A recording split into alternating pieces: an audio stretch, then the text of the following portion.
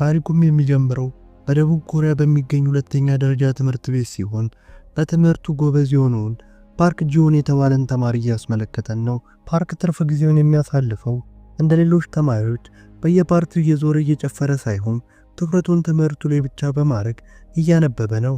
ፓርክ ዝምተኛ ተማሪ ሲሆን በትምህርት ቤቱ አንድም ቀን ፈገግ ብሎ አያውቅም። በዚህም የክፍሉ ተማሪዎች ሰውን የሚንቅና ቁረኛ ሰው ነው ብሎ ስለሚያስቡ በክፍሉ ውስጥ ምንም አይነት ጓደኛ የለውም። ይሁን እንጂ ፓርክ ቁረኛ መሆን የፈለጉትን ነገር እያሉ ቢሰድቡትም እሱ ግን ስለሚሉት ነገር አንድም ግድ አይሰጠውም። ብቸኛ የሚያስደንቀው ነገር ቢኖር የትምህርት ቤቱ ውጤት ሲሆን ታዲያም አንድ ቀን በትምህርት ቤቱ ከፍተኛ ውጤትን ስላመጣ ሰርተፍኬት ይሸለማል። በክፍሉ ውስጥ የሚገኝ ሲጊዮም የተባለ ጉልበተኛ ልጅ በፓርክ ውጤት ስለቀና በሚያጠናበት ቦታ መጥቶ በስሊፐር ጫማ ከጀርባ ይመታዋል። ፓርክን በተረጋጋ መንፈስ ወደ ሲጊዮም ዞሮ እንዳትደግም ይለዋል። ሲጊዮምም ይህንን ሲሰማ የባሰ በመናደድ ፓርክን ሊደበድበው ሲዘጋጅ የትምህርት ቤቱ ጉልበተኞች ወደ ክፍሉ ይመጣሉ። እነዚህ ተማሪዎች በትምህርት ቤቱ የሚፈሩ ሲሆን ወደ ክፍሉም የመጡት ሂያኑክ የተባለን ተማሪ ሊደበድቡ ፈልገው ነው። ጉልበተኛ ተማሪዎቹም ሂያኑክን ከኛ ክፍል አንዷን ተማሪ ለቅፋል በሚል ሰበብ ሊደበድቡ ሲሄዱ፣ ነገር ግን ሂያኑክ እንደሚታየው እንቅልፋምና ፈሪ ሳይሆን በበፊት ትምህርት ቤቱ የሚከበርና የሚፈራ ቦክሰኛ ነው። ሊደበድቡት የመጡትንም የትምህርት ቤቱ ጉልበተኛ ተማሪዎች እንደ ሕፃን ልጅ አንድ ባንድ ጠፍጥፎ ያባርራቸዋል። የክፍሉ ተማሪዎችም በሂያኑክ ድብድብ ጋር ሲገረሙ፣ ፓርክ ግን ምንም ሳይመስለው ጥናቱን ይቀጥላል። በነጋታውም ሲጊዮ ፓርክን ለማናደድ በማሰብ የሚያነበውን መጽሐፍ ይወስዱበታል።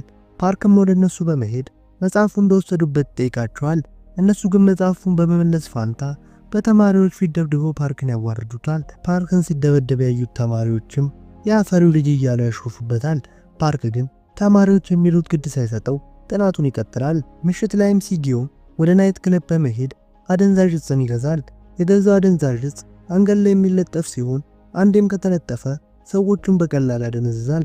በቀጣዩ ቀንም ሲዮክ የተባለ አዲስ ተማሪ ወደ ክፍላቸው ይመጣል። ሲዮክም ሲበዛ ፈሪ ሲሆን ትምህርት ቤት እንኳን የቀየረው በበፊት ትምህርት ቤቱ ሁሉም ተማሪ እየተነሳ ስለሚጨቁነው ነበረ።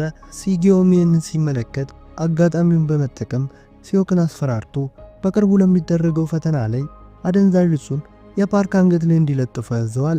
ሲዮክም አማራጭ ስለሌለው አደንዛዥ ዕፁን በፓርክ አንገት ላይ ለመለጠፍ ይስማማል። ሲጠበቅ የነበረውን ፈተና ይደርስና ሲዮክ አደንዛዥ ዕፁን የፓርክ አንገት ላይ ለጥፈዋል። ፓርክም ወደ ሲዮክ ዞሩ ችግር ምንድነው ሲለው ሲዮክም በድንጋጤ የሆነች ዝንብ አስቸግረው ሳያቅ አንገቱ እንደነካው ይነግረዋል። ፓርክም በፈተናው ላይ አዙሮት ወደ ሽንት ቤት ይሄዳል።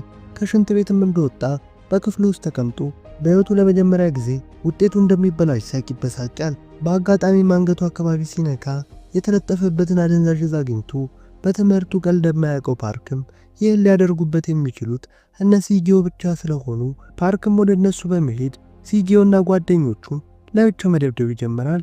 ፓርክም በጣም ከመናደዱ የተነሳ ሲጊዮና ጓደኞቹን ካለምንም ርኅራኄ ሲቀጠቅጣቸው ነበር። በዚህም ከቀጠለ ሲጊዮን ሊገለው ስለሚችል የክፍሉ ጉልበተኛ ተማሪ የሆነው ሂያኑክ መጥቶ ያስቆመዋል። ቆይ እስካሁን ድረስ ከቆያችሁማ ታሪኩ ተመችቷችኋል ማለት ነው። ይህንን ቪዲዮ ሰርቶ እናንተ ጋር ለማድረስ ብዙ ልፋት አለውና ቪዲዮን ላይክ እንዲሁም ቻናሉን ሰብስክራይብ በማድረግ እኛም ማገዝ ይችላል። ወደ ታሪካችንም ስንመለስ ሲጊዮ በደረሰበት ከባድ ድብደባ በሆስፒታል እንመለከተዋለን። የሲጊዮ እናትም ልጇ እንደ ጨዋ በማስመሰል ፓርክን ደግሞ እንደ ባለጌ በመቁጠር ፓርክን እየወቀሰችው ይገኛል። ፓርክም ይህንን ሲሰማ በተረጋጋ መንፈስ ለሲጊዮም እናት ልጇ አንገቱ ላይ የለጠፈበትን አደንዛዥ ዕፅ ያሳያታል። እናትየውም አደንዛዥ ዕፁን ስትመለከት በልጇ ድርጊት አፍራ ፓርክን ለልጇ ጥፋት ይቅርታ ትጠይቀዋለች። በቀጣዩ ቀንም ፓርክ ወደ ትምህርት ቤቱ ሲመለስ ሁሉም ተማሪዎች በአክብሮት ይቀበሉታል። ሲዮክም ትላንት አደንዛዥ ዕፁን አንገቱ ላይ ስላረገበት ፓርክም ይደበድበኛል ብሎ በመፍራት ወደ ፓርክ ሄዶ ይቅርታ ይጠይቀዋል። ፓርክ ግን ምንም ሳይመልስለት በቆመበት ትቶት ይሄዳል። በሌላ በኩል የሲጊዮም ያጎቱ ልጅ ዋንጁ ወደ ሆስፒታል ይመጣና ማን አባቱን ደፍሮ እንደዚህ ያረደ ሲለው ሲጊዮም የደበደበው ልጅ ስሙ ፓርክ እንደሚባል ይነግረዋል። ከትንሽ ቀናት በኋላም ሲጊዮና ያጎቱ ልጅ ዋንጁ የፓርክን የትምህርት ቤት ሰዓት መውጫ ጠብቀው ፓርክን በሩ ላይ መጠባበቅ ይጀምራሉ። ፓርክም ሀገር ሰላም ብሎ ከትምህርት ቤቱ እንደወጣ ዋንጁ በጥፊ ብሎ መጥቶት ፓርክን ከበውት ጸጥ ወዳለ ቦታ ሊደበድቡት መውሰድ ይጀምራሉ። ይህን የተመለከተው ሲዮክም ጊዜ ሳያጠፋ ወደ ክፍላቸው ጉልበተኛ ሂያኖክ ሄዶ የተፈጠረው ይነግረዋል። ሂያኖክ ግን እና እኔ ምን አገባኝ ብሎ ተመልሶ ወደተኛ ሲል ሲዮክም $500 እንደሚከፍለው ቃል ገብቶለት ሂያኖክና ሲዮክ አንድ ላይ በመሆን በሞተር ፓርክ ማፈላለግ ይጀምራሉ። በሌላ በኩል ፓርክ በሲጂዮና በዋንጁ እየተደበደበ ነው። ፓርክን መልሶ ሊደባደብ ቢሞክርም ግን እነሱ በጣም ብዙ ስለነበሩ ፓርክን ጥጋት ይዘው ይደበድቡታል። በዚህም መሃል ሂያኖክና ሲዮክ ወደ ቦታው ደርሰው ሂያኖክም በቦታው ላይ የነበሩትን ሲጂዮና ዋንጁን ቅጥቅጥ ያደርጋቸዋል። በድብደባው ምክንያት ዋንጁና ግብረ አበሮቹ ከቦታው ለመሸሽ ይገደዳሉ። ፓርክ ሂያኖክና ሲዮክ ዋንጁና ግብረ አበሮቹን ከደበደቧቸው በኋላ ወደ ሬስቶራንት በመሄድ ጥሩ ጊዜን ያሳልፋሉ። በዛም ፓርክ እውነተኛ ጓደኞችን ያገኛል። በሌላ በኩል የዋንጁ አለቃ የሆነው ሶክቻን ዋንጁን አስጠራውና እንዴት በሃይስኩል ተማሪ ትደበደባለህ ብሎት ዋንጁን ደብድቦት እጁን ይሰብረዋል። በቀጣዩ ቀንም ፓርክ ከሱፐርማርኬቱ ዕቃ እየገዛ እያለ አንዲት የዋንጁ ጓደኛ የሆነች ልጅ ከሱፐርማርኬቱ ዕቃ ስትሰርቅ ይመለከታታል። ብዙም ሳይቆይ ግን የሱፐርማርኬቱ ባለቤት ልጅቷን ስትሰርቅ ታያታለች። ልጅቷን በፍጥነት ወደ ፓርክ ሄዳ ፍቅረኛዬ ነው በማለት ለሰረቀችው ዕቃ አስከፍለው ከሱፐርማርኬቱ ይወጣሉ። ውጪም ዝናብ እየዘነበ ስለነበር ፓርክ በያዘው ጥላ ተጠልለው በአቅራቢያቸው ወደሚገኝ ሬስቶራንት ይሄዳሉ። በሬስቶራንቱም እየተመገቡ ስሟ ያንጊያ እንደሚባል ነግረው እዛ ይተዋወቃሉ። ያንጊያ እናትም ሆነ አባት እንደሌላ ገልጻለት፣ በዚህም ምክንያት ምንም አማራጭ ስለሌላት ለሶክቻን እንደምትሰራ ትነግረዋለች።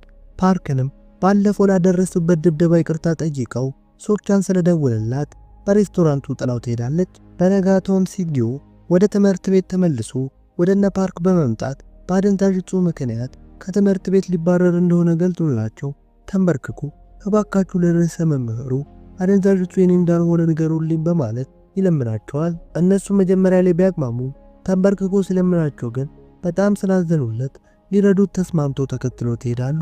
ነገር ግን ሲጂዮም ወደ ርዕሰ መምህሩ በመውሰድ ፋንታ ሊበቀላቸው አቅዶ ስለነበር ወደ ዱርዮቹ መሪ ሶክቻን ይወስዳቸዋል። ሶክቻንም ወደነ ፓርክ መጥቶ ዋንጁን ደብድባችሁ እጁን ሰብራቸዋል በሚል ሰበብ እያስፈራራ $15,000 ለካሳ እንዲከፍሉ ያዛቸዋል። በ3 ቀንም ገንዘቡን ከየትም የትም ብሎ የሚያመጡ ከሆነ ቤተሰቦቻችሁን እንጎዳባቸዋለን በማለት ይዘትባቸዋል። ከዛሽ ቀን ጀምሮም ዱርዮቹ እነ ፓርክን መከታተል ይጀምራሉ። ከሶስቱ ውስጥም ሲዮክ በጣም ፈሪ ስለነበር ከአባቱ በጣም ውድ የሆነን ሰዓት ይሰርቀዋል። በሌላ በኩል ፓርክ ለፖሊስ መናገር ቢፈልግም ግን ምንም አይነት መረጃ ስለሌለው መረጃን ለማሰባሰብ ያንጊያን ከዚህ በፊት የተዋወቁበት ሬስቶራንት ቀጥሯት ወደ ያንጊያ ይሄዳል። በንግግራቸው መሃል ያንጊያ አለቃዋ ሶክቻንን እንደማትወደውና ይባስ ብሎም እንደምትጠላው እንመለከታለን። ያንጊያም የአለቃዋ ሶክቻን ትዕዛዝ ስልችት ስላላት የሶክቻንን ሚስጥር ዘርግፋ መናገር ትጀምራለች። ያንጊያም ለፓርክ ሶክቻን ህገወጥ የቁማር አፕሊኬሽን እንዳለው ገልጻ መጀመሪያ ላይ ተማሪዎች ሲሞክሩት ትንሽ ገንዘብ እንደሚያሸንፉ ግን ያገኘዋት ገንዘብ ጣፍጣቸው ብዙ ብር ሲመድቡ እንደሚበሉና ተማሪዎቹ ዕዳ ውስጥ እንደሚገቡ ነግረው፣ በዚህም ጊዜ ሶክቻን ለተማሪዎቹ ገንዘብ እንደሚያበድርና ያበደረውን ገንዘብ መመለስ ሲያቅታቸው አስፈራርቶ ህገወጥ ስራ እንደሚያሰራቸው ዘርግፋ ትነግረዋለች። በነጋታውን ሶስቱን ተሰብስበው ምን እንደሚያደርጉ እየተነጋገሩ እያለ ፈሪው ሲዮክም የተጠየቁትን $15,000 የአባቱን ሰዓት ሽጦ እንዳዘጋጀና ለሶክቻንን ብሩን ከፍለው እንዲገላገሉ ሲናገር፣ ፓርክም አንዴ ገንዘቡን ከሰጧቸው በኋላ ድጋሜ ሊመለሱ ስለሚችሉ እሱ ዘላቂ መፍትሄ እንደማይሆን ገልጾ ስለ ሶክቻን የሚያቆም ሚስጥር ሁሉ ነግሯቸው ሶክቻንን በማጥመድ በፖሊስ ለማስያዝ ያቅዳሉ። በእቅዱ መሰረት ሂያኖክ ወደ ሶክቻን ሄዶ ስለ መቆመሪያ አፕሊኬሽን እንደሚያውቅ በመግለጽ አፑ ችግር እንዳለበትና የአፕሊኬሽኑን ችግር ሊፈታለት እንደሚችል ሲነግረው ሶክቻንን በሐሳቡ ተስማምቶት በመኪናው ውስጥ ከቶት ይዞት መሄድ ይጀምራል። በሶክቻን ቤት ሲደርሱም ሂያኖክ ከሶክቻን ተደብቆ ለጓደኞቹ ያሉበትን ቦታ ስማርትዎች በመጠቀም አድራሻውን ይልክላቸዋል። ሶክቻንም ሂያኖክ ሚሴጅ ስልክ ይዞት ሂያኖክን ቅጥቅጥ አርጎ አፈና ያበለዋል።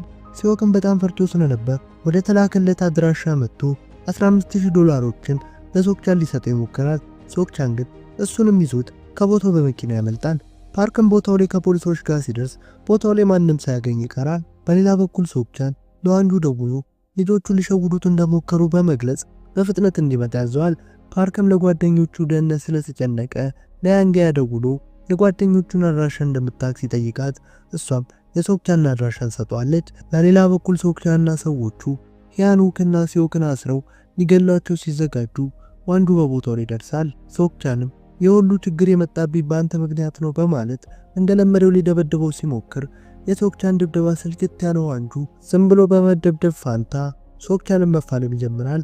ከብዙ ፍልሚያም በኋላ ሶክቻን ልምድ ስለነበረው ዋንዱን ቀጥቅጦ አፈር ያበለዋል። በዚህም መሃል ፓርክ ወደ ጓደኞቹ መጥቶ የታሰሩበትን ገመድ ፈቶላቸው ሊያመልጡ ሲሉ ሶክቻን ያገኛቸውና ሶስቱም በአንድነት ሶክቻንን መፋለም ይጀምራሉ። ሶክቻንና ሰዎቹ ግን በጣም ብዙ ስለነበሩ ደብድበዋቸው ሊገሏቸው ሲሉ ፖሊሶች ወደ ቦታው ይደርሱና ሶክቻንና ሰዎቹ ወደ እስር ቤት ይወረወራሉ። ሂያኑክ በድብደባው ከባድ ጉዳት ስለደረሰበት በሆስፒታል ሂያኑክን ለመጠየቅ ሄደው በዛም እርስ በርስ እየተቀላለዱ ይሳሳቃሉ።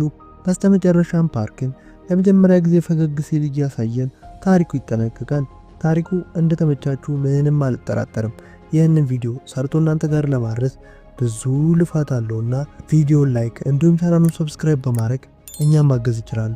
እና አንድ የመጨረሻ ነገር የዚህ ፊልም ፓርቱ እንዲሰራላችሁ የምትፈልጉ ከሆነ ኮመንት ላይ ፓርቱ እያላችሁ ጻፉልኝ። ይመቻችሁ።